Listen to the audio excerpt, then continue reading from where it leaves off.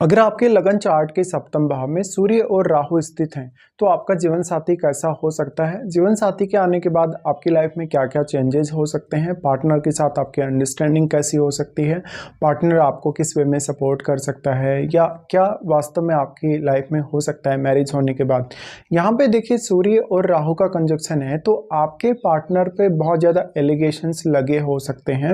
आपका जो पार्टनर आएगा वो फॉरेन में बहुत ज़्यादा फेमस हो सकता है, वो एक इवन फॉरेन में काम करने वाला हो सकता है या वो किसी बहुत ऐसी मल्टीनेशनल कंपनी में हो सकता है जहां पर उसके पास बहुत कोई बड़ा पद होगा या वो एक बहुत ही रेस्पेक्टेड व्यक्ति होगा। आपका पार्टनर नेम फेम के साथ साथ पर्सनैलिटी वाइज काफ़ी अच्छा होने के चांसेस हैं और कभी कभी ऐसा भी देखा गया है कि या तो आप बहुत ज़्यादा अट्रैक्टिव होंगे अपने पार्टनर की तुलना में या फिर आपका पार्टनर बहुत ज़्यादा अट्रैक्टिव होगा। तो किसी केस में आप ज़्यादा अट्रैक्टिव होते हैं, किसी केस में आपका पार्टनर ज़्यादा अट्रैक्टिव होता है। अब सूर्य आपके चार्ट में कौन से भाव को रिप्रेजेंट कर रहे हैं, उस हाउस को लेके आपका ऑब्सेशन बहुत ज़्यादा बढ़ जाएगा और आप ये एक्सपेक्ट कर रहे हैं कि उस हाउस को लेके कहीं ना कहीं आपका पार्टनर बहुत ज़्यादा सपोर्ट लाएगा। लेकिन राहु एक ऐसा ग्रह है जो हमेशा चीटिंग की तरफ लेके जाता है, जो हमेशा इलीगल कार्य करवाता है। ऐसे में आपके जीवन साथी के आने के बाद सडनली आपको सेपरेशन या डिवोर्स का सामना करना पड़ सकता है। यहाँ पे सूर्य आपके चार्ट में जिस भाव को रिप्रेजेंट कर रहे हैं उस हाउस से संबंधित आपके रिजल्ट्स बिगड़ सकते हैं या उस हाउस को लेके जो भी आप अचीव करना चाहते हैं अपनी लाइफ में वो उस वे में आपको अचीव नहीं होगा जिस वे में आप चाहते हैं। सूर्य यहाँ पर अब कितना ज़्यादा बली है और राहु का कैसा प्रभाव है? देखिए सप्तम में ये कंजक्शन के होते हुए आपका जो जीवन साथी होगा वो बहुत ही ज़्यादा डोमिनेटिंग होगा। अक्सर वो आपसे लड़ाई झगड़ा करेगा, विवाद करेगा और वो खुद को लेके बहुत ज़्यादा ऑब्सेस्ड होगा कहीं ना कहीं। तो आपका हो सकता है वो उतना ज़्यादा केयर ना करे या आपका ध्यान उतना ज़्यादा ना रखे।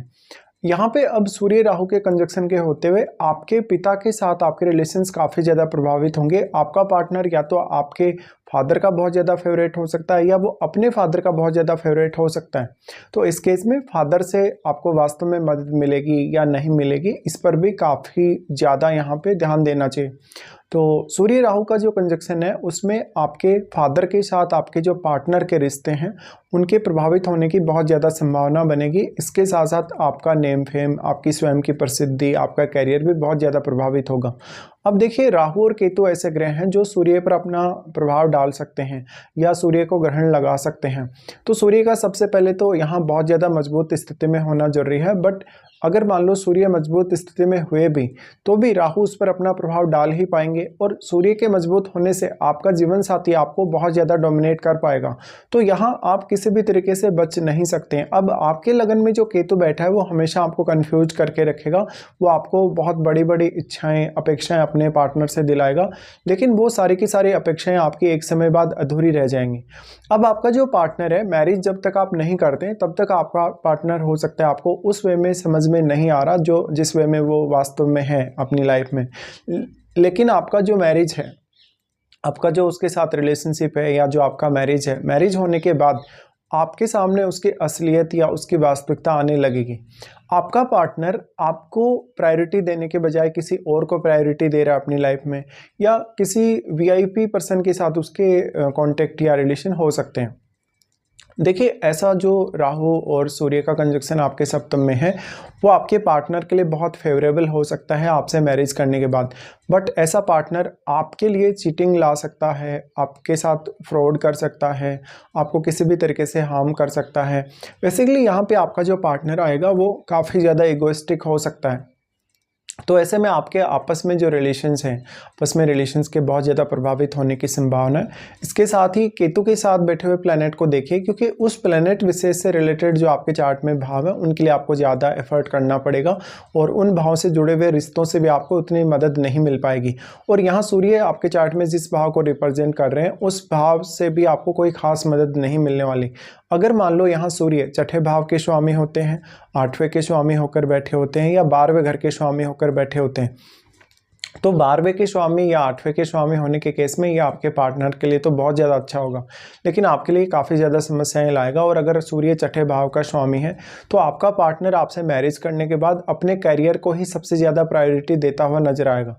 आपका पार्टनर अपने आप को बहुत ज़्यादा सर्वश्रेष्ठ मानने वाला या अपने आप को हमेशा सही साबित करने वाला हो सकता है। अब अगर यहाँ सूर्य अच्छी स्थिति में नहीं है तो इस बात की पॉसिबिलिटी बहुत अधिक है कि आपका जीवन साथी का डायरेक्टली इनडायरेक्टली कोई फॉरेन से कनेक्शन होगा, या जैसे ही आप मैरिज करेंगे फॉरेन चले जाएंगे या वहाँ सेटल हो जाएंगे, या आपका जो पार्टनर है उसको कुछ ना कुछ ऐसे कानूनी दांव पेच का सामना करना पड़ेगा, मैरिज होने से पहले भी और मैरिज होने के बाद भी।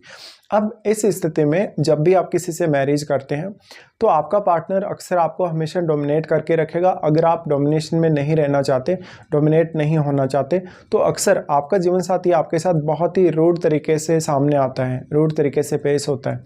तो उनका व्यवहार को लेकर आपको काफ़ी ज़्यादा समस्याएं होंगी। हालांकि सूर्य राहु के कंजक्शन के होते हुए आपका पार्टनर बहुत ही अच्छा दिखने वाला, अट्रैक्टिव हो सकता है, लेकिन वो उस वे में आपकी लाइफ में रोल अदा नहीं कर पाएगा जिस वे में आप वास्तव में चाहते हैं। अब आपसे यहाँ कुछ ना कुछ गलती होगी, या तो आप अपने पार्टनर की पर्सनैलिटी से बहुत ज़्यादा अट्रैक्ट होंगे, या उसके कैरियर से बहुत ज़्यादा अट्रैक्ट होंगे, या उसके नेम फेम से बहुत ज़्यादा अट्रैक्ट होंगे, और ऐसी गलती आप करके कहीं ना कहीं अपनी लाइफ में काफ़ी ज़्यादा डिफ़िकल्टीज पाल लेंगे। तो ये स्थिति बनेगी। अब यहाँ पे आपको अपने पार्टनर पे डिपेंडेंसी रखने के बजाय कहीं ना कहीं सेल्फ डिपेंड होना सबसे ज़्यादा ज़रूरी होगा।